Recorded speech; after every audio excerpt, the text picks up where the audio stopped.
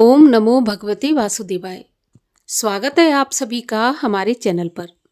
आज के इस वीडियो में आप सुनेंगे माघ मास के महात्म के 23वें अध्याय की कथा। कथा आरंभ करने से पहले अगर आपने चैनल को सब्सक्राइब नहीं किया है तो चैनल को सब्सक्राइब करके बेल आइकन पर क्लिक कर लीजिए और अगर कथा पसंद आती है तो वीडियो को लाइक करके औरों को भी शेयर करिए। तो चलिए शुरू करते हैं आज की कथा। माघ मास के महात्म की कथा सुनने से पहले सुनते हैं सीता माता के नित्य-नेम की कथा, जिसको माता सीता सुनाया करती थी और भगवान श्री रामचंद्र जी सुना करते थे। इस कथा को सुनने से हमेशा अन्न और धन के भंडार भरे रहते हैं, कभी भी अन्न धन की कमी नहीं आती। तो आइए सुनते हैं नित्य-नेम की कथा। एक बार भगवान श्री रामचंद्र जी को कहीं बाहर जाना पड़ गया तो माता सीता कहने लगी कि भगवान, मेरा तो 12 वर्ष का नित्य-नेम है, अब आप बाहर जाएंगे तो मैं अपनी कथा किसे सुनाऊंगी। तो भगवान बोले कि तुम कुएं की पाल पर जाकर बैठ जाना और वहां जो औरतें पानी भरने आएंगी उन्हें अपनी कथा सुना देना। तो सीता माता कुएं की पाल पर जाकर बैठ जाती हैं। तभी वहां पर एक स्त्री आई। उसने रेशम जरी की साड़ी पहन रखी थी और सोने का घड़ा ले रखा था। माता सीता उसे देखकर कहने लगी, बहन, मेरा 12 वर्ष का नित्य-नेम सुन लो। लेकिन वह स्त्री बोली कि अगर मैं तुम्हारा नित्य-नेम सुनूंगी तो मुझे घर जाने में देर हो जाएगी और मेरी सास मुझसे लड़ेगी। उसने कहानी नहीं सुनी और अपने घर को चली गई। उसके ऐसा करते ही उसकी रेशम जरी की साड़ी फट गई और सोने का घड़ा मिट्टी के घड़े में बदल गया। जब सास ने ये देखा तो पूछा कि ये किसका दोष अपने सिर पर लेकर आई है। तो बहू ने कहा कि कुएं पर एक औरत बैठी थी, उसने कहानी सुनने के लिए कहा लेकिन मैंने नहीं सुनी और ये मुझे उसी का फल मिला है। बहू की बात सुनकर अगले दिन सास वही साड़ी पहनकर घड़ा लेकर कुएं की पाल पर पहुंची। सास को वहीं पर माता सीता बैठी मिली तो माता सीता ने कहा कि बहन, मेरी नित्य-नेम की कहानी सुन लीजिए। तो सास बोली कि एक बार की तो छोड़ो, मैं तो 4 बार कहानी सुन लूंगी। सास के ऐसा कहते ही सीता माता उसे कहानी सुनाने लगी। राम आए लक्ष्मण आए, देश के पुजारी आए, नित्य-नेम का नेम लाए, आओ राम बैठो राम, तपी रसोई जेओ राम, माखन मिश्री खाओ राम, दूध बताशा पियो राम, सूत के पलका मोठो राम, शाल दुशाला पोठो राम, शाल दुशाला ओढ़ो राम, जब बोलूं जब राम ही राम, राम संवारे सबके काम, खाली घर भंडार भरेंगे, सबका बेड़ा पार करेंगे, श्री राम जय राम जय जय राम। सास बोली, बहन, कहानी तो बहुत अच्छी लगी। कहानी सुनकर सास घर को चली गई। तभी उसकी साड़ी फिर से रेशम जरी की बन गई, मिट्टी का घड़ा फिर से सोने के घड़े में बदल गया। तब बहू कहने लगी, सासू माँ, आपने ये सब कैसे किया? तो सास ने कहा, बहू, तू दोष लगाकर आई थी और मैं दोष उतार कर आ रही हूँ। बहू ने पूछा कि वह कुएं वाली स्त्री कौन है? तब सास बोली कि वे सीता माता थी। वे पुराने से नया कर देती हैं, खाली घर में भंडार भर देती हैं, लक्ष्मी जी का वास घर में कर देती हैं, आदमी की जो भी इच्छा हो उसे पूरा करती हैं। तो बहू बोली कि ऐसी कहानी मुझे भी सुना दो। तो सास बोली, ठीक है, तुम भी सुनो। और सास ने कहानी कहनी शुरू की। राम आए लक्ष्मण आए, देश के पुजारी आए, नित्य-नेम का नेम लाए, आओ राम बैठो राम, तपी रसोई जेओ राम, माखन मिश्री खाओ राम, दूध बताशा पियो राम, सूत के पलका मोठो राम, शाल दुशाला पोठो राम, शाल दुशाला ओढ़ो राम, जब बोलूं जब राम ही राम, राम संवारे सबके काम, खाली घर भंडार भरेंगे, सबका बेड़ा पार करेंगे, श्री राम जय जय राम। कहानी सुनकर बहू बोली कि कहानी तो बहुत अच्छी है। तो सास ने कहा कि ठीक है, इस कहानी को अब हम रोज कहा करेंगे। अब तो सास बहू रोज सवेरे उठती, नहाती धोती और पूजा करने के बाद नित्य-नेम की सीता जी की कहानी कहती। एक दिन उनके यहाँ एक पड़ोस की औरत आई और बोली कि बहन, जरा सी आँच देना। तो वह बोली कि आँच तो अभी हमने जलाई ही नहीं। तो पड़ोसन कहने लगी कि तो फिर सुबह 4 बजे से उठकर तुम लोग क्या कर रही हो? तो उन्होंने कहा कि सुबह उठकर हम पूजा करते हैं, फिर सीता माता की नित्य-नेम की कहानी कहते हैं। तो पड़ोसन उनकी बात सुनकर बोली कि माता सीता की कहानी कहने से तुम्हें क्या मिला?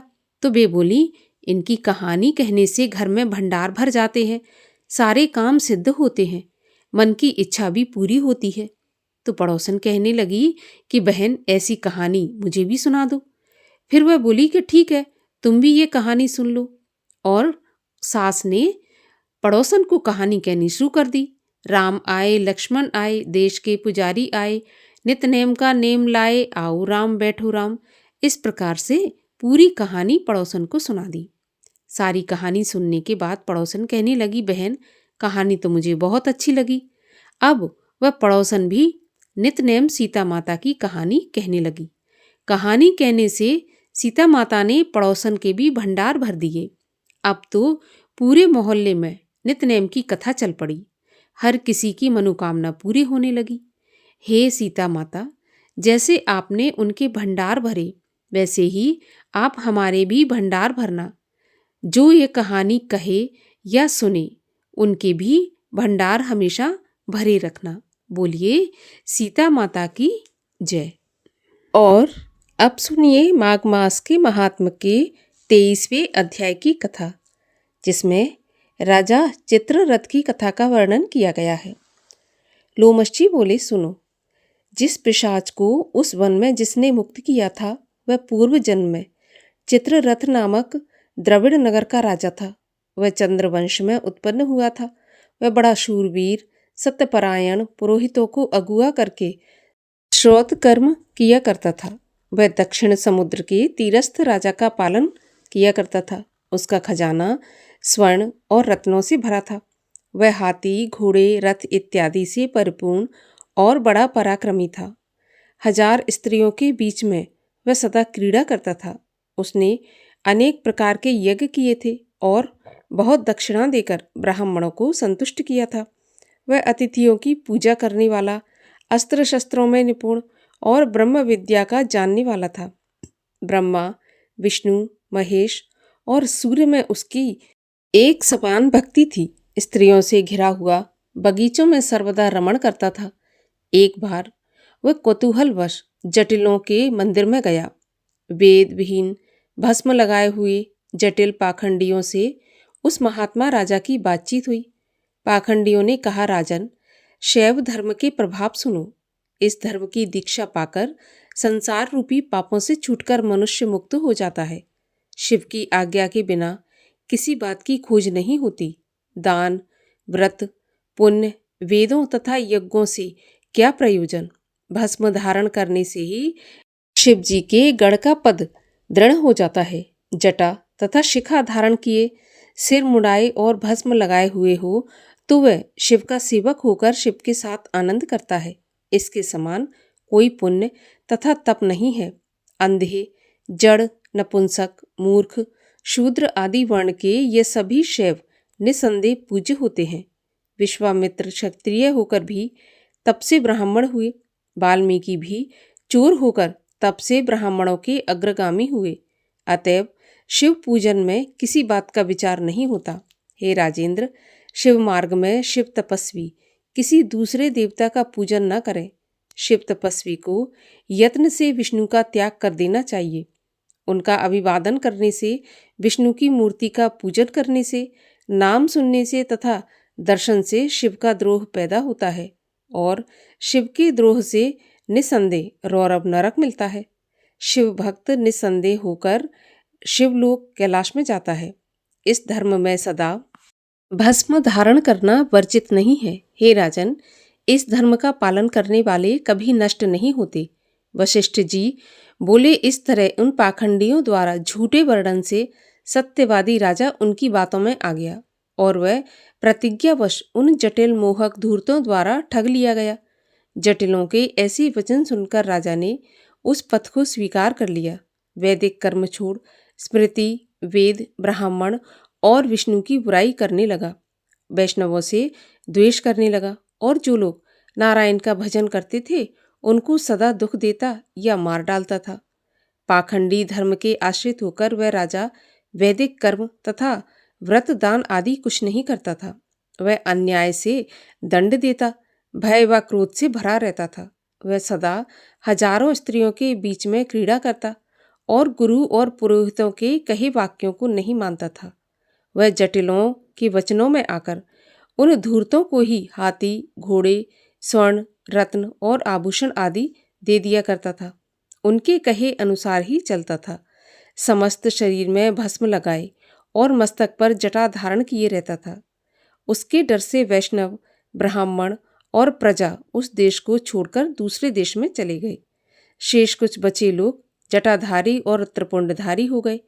उस नगर में यज्ञ, पितरों का तर्पण, देवता और भगवान हरि का पूजन कोई नहीं करता था। राजा और प्रजा सभी विष्णु से द्वेष करने लगे। शैवों ने विष्णु के मंदिर नष्ट कर डाले और सब मूर्तियों को उखाड़कर समुद्र में फेंक दिया।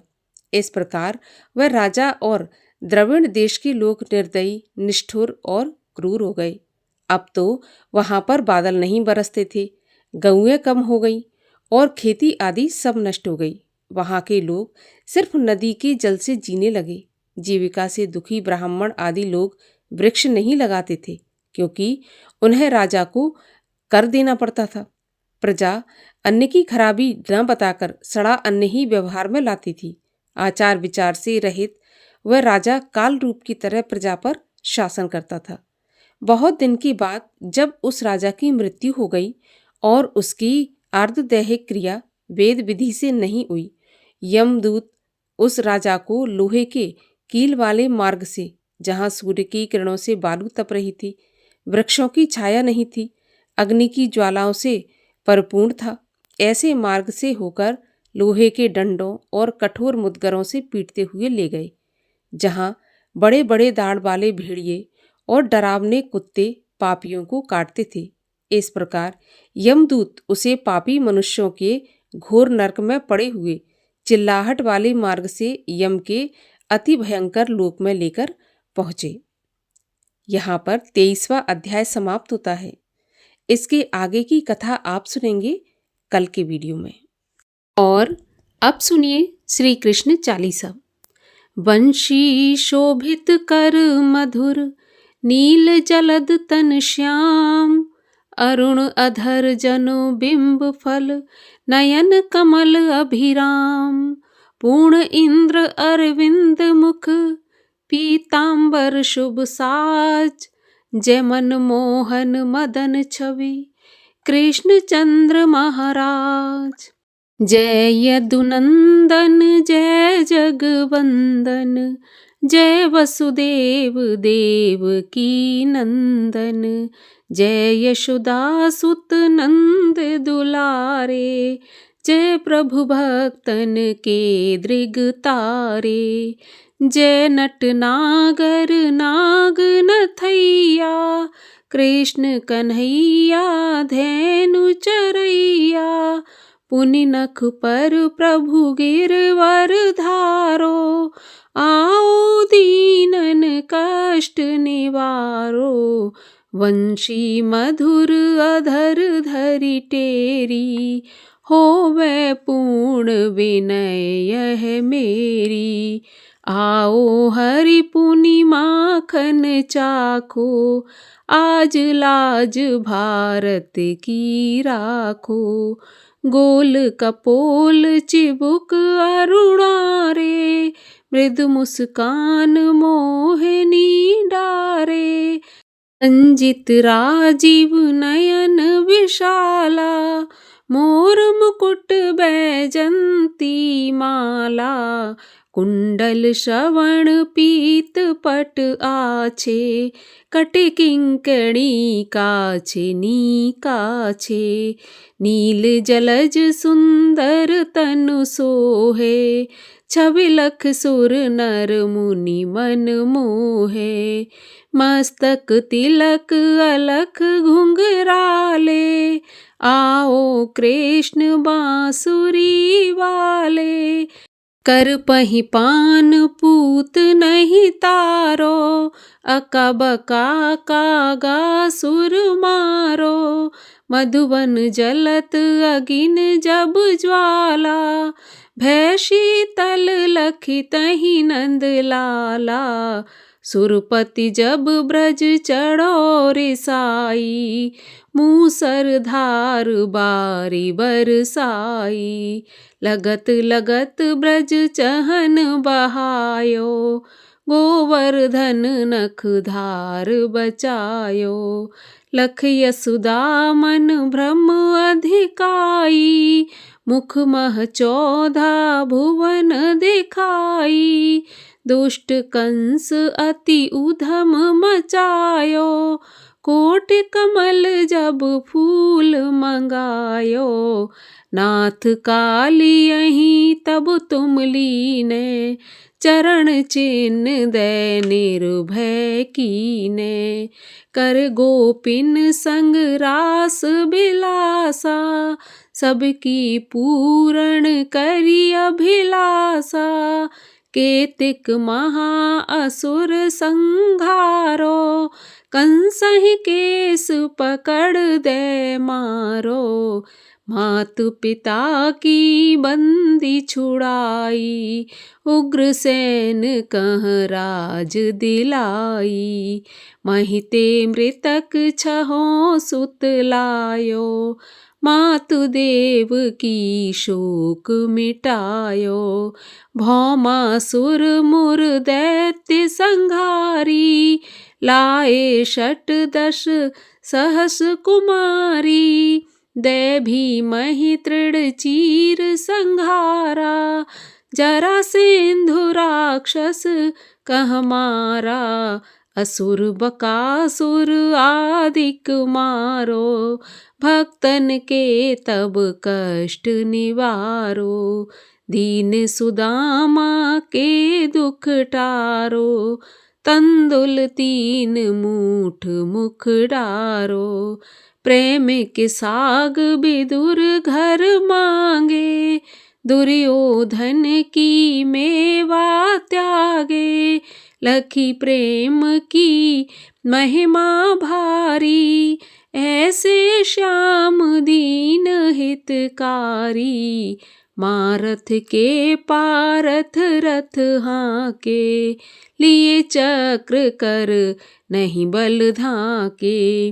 निज गीता के ज्ञान सुनाए, भक्तन हृदय सुधा बरसाए। मीरा थी ऐसी मत वाली, विष पी गई बजा कर ताली। राणा भेजा सांप पिटारी, शालग्राम बने बनवारी। निज माया तुम विधि दिखायो, उरते संशय सकल मिटायो। तब शत निंदा करी तत्काला, जीवन मुक्त भयो शिशुपाला। जबहि द्रौपदी टेर लगाई, दीनानाथ लाज अब जाई। तुरतहि वसन बने नंद लाला, बड़ चीर भय अर मुँह काला।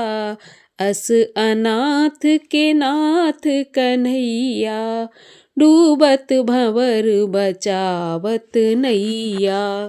सुंदर दास आस उरधारी, दया दृष्टि की जय बनवारी। नाथ सकल मम कुमति निवारो, क्षमहु वेग अपराध हमारो।